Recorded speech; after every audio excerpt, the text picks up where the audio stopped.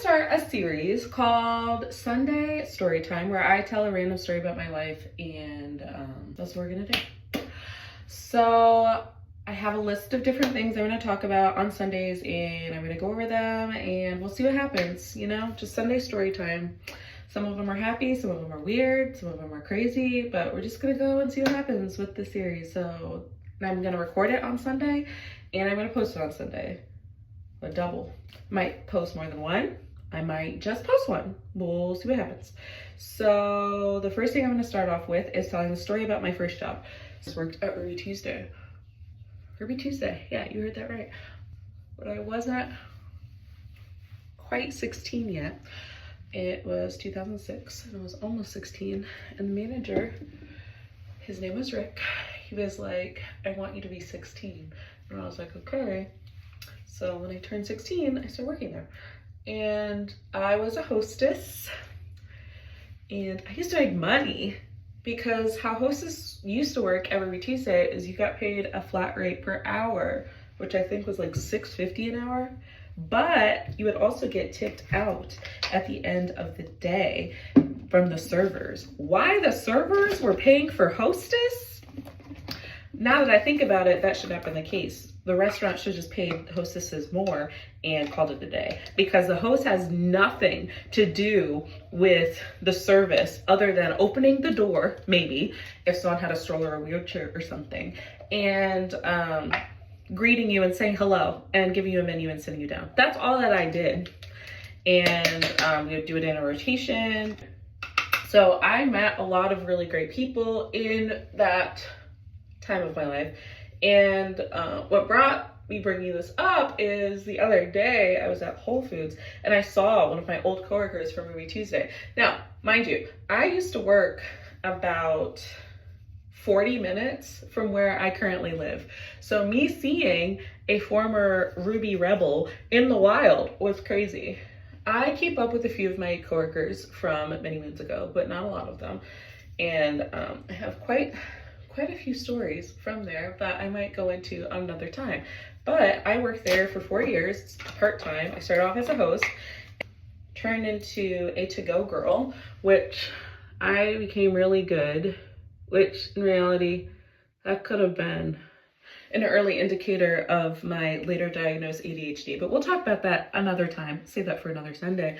And that's because I was a to-go girl. So people used to come up through the back door near the restaurant and pull up, and we had 3 to-go spots, and I would recognize the fronts of the cars to know the model based on the logos that's on the front of the car and the shape of the car. So like, I'm really good at identifying cars from, I don't know, 2010 back, because that's when I worked there. I gave a senator food. Was it senator or representative? I'm not sure. His license plate literally was the number 1. So whenever he would order, I knew it was him. And he always tipped really well. He's a very cute old white man. And when he died, I was kind of sad. When I came out in the news that he died, because he was really old. I was sad because I was like my old regular. Learned how to stand up for myself because I was objectified as a child. And that was weird. In the service industry, that happens a lot. It taught me a lot about customer service. It taught me a lot about people and needs, and how nasty people can be, but also how kind people can be based on the situation. We used to have he's probably no longer with us, an old regular. His name was Bob, and he was very grumpy and kind of racist. And I think eventually he got banned based on some comments that he made to our more diverse staff members. A bartender, her name was America, and she worked there. Which is the crazy part. I follow a lot of these people still on social media. She worked there when she was pregnant with her son, and her son is now in college.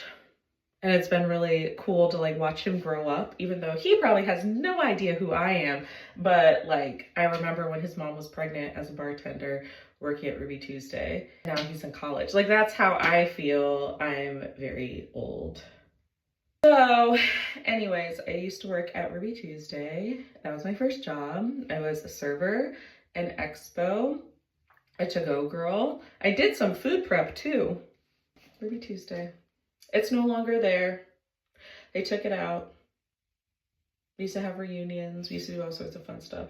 It was also a great experience because if you work in the service industry, you will work with people of all different ages and you will understand how to work with people of all different ages and abilities. It's just like, you figure that out. Some people stayed, some people go. I worked with literally hundreds of people based on the 4 years I was there because it's a very high turnover environment.